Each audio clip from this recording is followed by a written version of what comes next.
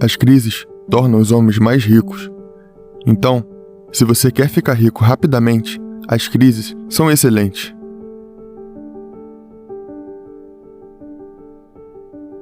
Quando eu era mais novo e estudava em uma escola no Havaí, as informações e os conselhos eram diferentes. Então, muitas pessoas seguiam os conselhos de seus pais. Vá para a escola, tenha um emprego, pague impostos, poupe dinheiro, compre uma casa, porque é um ativo, saia das dívidas. Isso cria pessoas pobres. É como um treinamento de hipnose passando pela sua mente. Então, quando as pessoas dizem, como eu faço para mudar minha vida? Eu não iria para a escola porque você não aprende nada sobre dinheiro na escola. E se você me perguntasse se eu teria um emprego, eu diria que não, porque se eu tiver um emprego, eu sou empregado. Então eu teria que pagar impostos, e eu não pago impostos. Eu não economizo dinheiro, eu uso dívida para ficar rico, e não invisto no mercado de ações. É por isso que sou rico. E os jovens que estão me ouvindo devem estar dizendo, mas é isso que minha mãe e meu pai disseram. Mas é isso que os pais e mães dizem no mundo todo. Então, para os jovens eu digo, para questionarem e desafiarem tudo o que foi ensinado. Se disserem para você, vá para a escola, mas você não vai aprender nada sobre dinheiro. Tenha um emprego, mas aí você se torna um empregado. E se você for um empregado, você vai trabalhar por dinheiro e pagar impostos. Então eles dizem para você economizar dinheiro. Porque você vai economizar dinheiro quando o governo está imprimindo dinheiro. E também dizem para você sair das dívidas. Na verdade, a dívida é dinheiro. Eu usei a dívida para ficar rico, mas a maioria das pessoas usa a dívida para ficar pobre. Também falam para você investir no mercado de ações, e eu não invisto no mercado de ações. Então, quando você se pergunta por que tantas pessoas têm dificuldades financeiras, e é porque elas não desafiam essa hipnose, essas palavras. Vá para a escola, tenha um emprego, trabalhe duro, economize dinheiro, pague impostos. Até que você questione esse transe hipnótico, você não muda. Quando eu era criança, meu pai pobre dizia para eu ir para a escola, e meu pai rico dizia que isso era uma perda de tempo. Então, o jeito que meu pai rico me ensinava era apenas jogando banco imobiliário. 4 casas verdes e um hotel vermelho. Eu aprendi sobre dinheiro.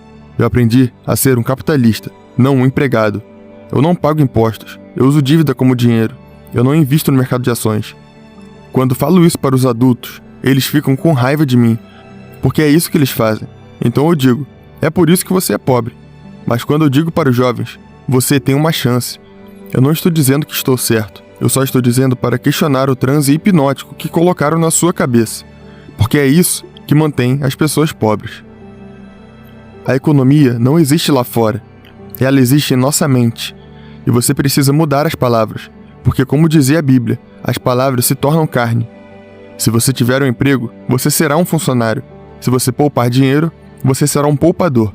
Por que você faria isso, quando o dinheiro está cada dia perdendo seu valor? E dizem para você investir no mercado de ações, para a sua aposentadoria. Mas por que você faria isso? Porque é assim que eles pegam seu dinheiro. Te dizem para fugir das dívidas, quando caras como eu usam a dívida como dinheiro. Então, questione tudo. É apenas o que estou dizendo. Para ajudar as pessoas nisso, eu criei um jogo chamado Fluxo de Caixa. Pois, a maioria das pessoas sai da escola sem nem saber o que é contabilidade. Não entendem sobre ativos e passivos. Vocês precisam saber sobre impostos. Os ricos não pagam impostos, e os ricos usam a dívida como dinheiro. Então, quando eu tinha uns 20 anos, eu me perguntei, como os ricos usam dívida como dinheiro? Isso é um desafio, e o cérebro não entende, pois isso não faz sentido. E como eles não pagam impostos, existem muitos motivos para isso. É por isso que eu utilizo os melhores conselheiros fiscais. Mas a questão para os mais jovens é que ensinam a serem contratantes independentes ou autônomos. E mesmo que você seja um empregador, o seu trabalho ainda é de contratante dependente. E você faz isso por conta própria. Eu vejo que no mundo dos jovens é tudo centrado em si mesmo. Olhe para mim, olhe para mim. Enquanto no meu mundo é um esporte em equipe. Eu sou um jogador de rugby e eu vou para o campo com o meu time. Os caras mais experientes e capacitados que conheço. Você pode até ser um aluno exemplar, mas eu entro em campo com 15 dos melhores homens para acabar com você. Então, quando eu falo com os mais jovens, eu digo que isso é um trabalho em equipe, e a primeira pessoa que tem no meu time é um escrituário. Os escrituários são as pessoas com os menores salários da minha equipe, mas são as mais importantes. Eles mantêm os registros precisos que o meu contador, o meu advogado e o meu banqueiro podem utilizar. Essa é a minha combinação. O meu advogado, bancário e contador precisam trabalhar como uma equipe.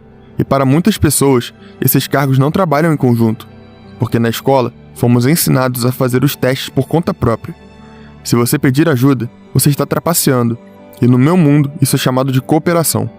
E o que eu descobri é que a maioria das pessoas inteligentes não sabem cooperar. Elas não sabem como pedir por ajuda, porque na mente delas significa que estão trapaceando, significa que são incapazes, que são fracas, que são burras.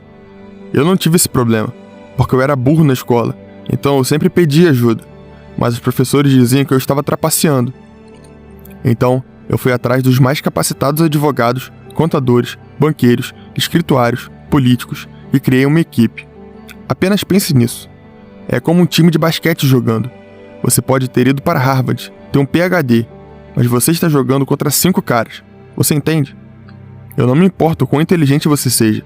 Esses 5 caras vão derrotar você todas as vezes. Então, eu opero de acordo com as regras do mundo corporativo da América.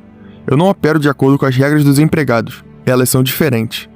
Os impostos para os caras das corporações são menores do que os dos empregados. Os empregados são os que mais pagam impostos. Caras como eu e o Donald Trump pagam 0. Você sabe, no meu livro Fake, eu falo sobre como o dólar se tornou dinheiro falso em 1971. Mas o problema são os professores falsos. Por que você iria escutar uma pessoa pobre falar sobre dinheiro? E esse era o meu pai pobre, um homem muito bom, com PhD, mas que fazia o mesmo discurso de ter um emprego, ir para a escola e pagar impostos. Ele tentava me hipnotizar, mas ainda bem que eu tinha o pai rico que me dizia: você tem que ser um idiota para seguir esses conselhos. Eu nunca uso meu dinheiro. Eu não preciso poupar dinheiro. Eu uso dívida 100% do tempo e não pago impostos. Então, eu fiz cursos sobre o mercado imobiliário, não porque eu gosto de imóveis, mas porque o mercado imobiliário se trata de dívidas e impostos. O dinheiro está barato agora. Por que você o pouparia? Por que você iria guardá-lo quando estão imprimindo? Deixa eu te perguntar uma coisa. Se você tivesse comprado uma passagem para o Titanic e soubesse que iria afundar, o que você faria? Eu me prepararia para sair dele o mais rápido possível. Eu estaria procurando por botes salva-vidas e coisas como essa. Por isso, precisamos estar preparados para a crise. Essa é a diferença. As crises tornam os homens ricos mais ricos. Por isso eu gosto das crises. Tudo cai tão rápido. Quando o mercado está subindo, é muito devagar. Mas quando ele está caindo, é tudo muito rápido. Então, se eu fosse mais jovem hoje, eu faria um curso de investimentos para operar quando o mercado estivesse caindo, porque você vai ficar rico rapidamente dessa forma. Eu fico muito empolgado quando há quedas, mas infelizmente a maioria das pessoas é destruída. Mas mesmo assim, o fato é que as crises deixam os ricos mais ricos. Então, se você quer ficar rico rápido, quando o Titanic estiver afundando, você vende bote salva-vidas. Para mim, o maior problema das pessoas hoje está relacionado a uma palavra chamada resiliência. Um dos maiores atletas da minha geração é Tiger Woods. Ele esteve lá em cima, depois foi lá embaixo, após escândalos pessoais e depois de realizar uma cirurgia. E mesmo depois de muito tempo lá embaixo, ele volta a subir novamente ao topo. Então, se tem uma história de determinação, de resiliência e superação, é a do Tiger Woods. Eu realmente o admiro muito. Ele é um grande homem, por ter ido do topo ao fundo e depois para o topo novamente. Quando ele voltou, ele estava ainda mais forte, e todos nós temos isso em nosso interior.